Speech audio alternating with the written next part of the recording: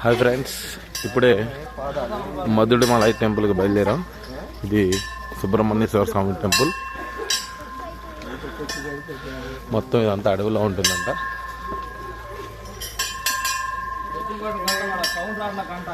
ముందుగా మన ఆది గణపతిని దర్శనం చేసుకుందాం.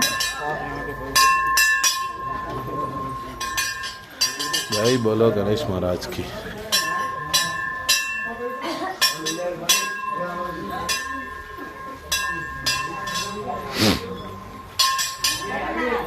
మెట్ల దారి.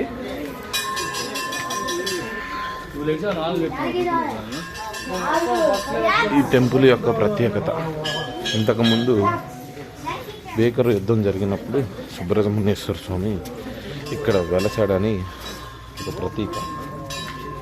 అలాగనే ఈ గుడి 7 గంటలకు మాత్రమే తలుపులు తీస్తారు. ఉదయాన్నే, సాయంత్రం 5 గంటలకు క్లోజ్ అవుతుంది.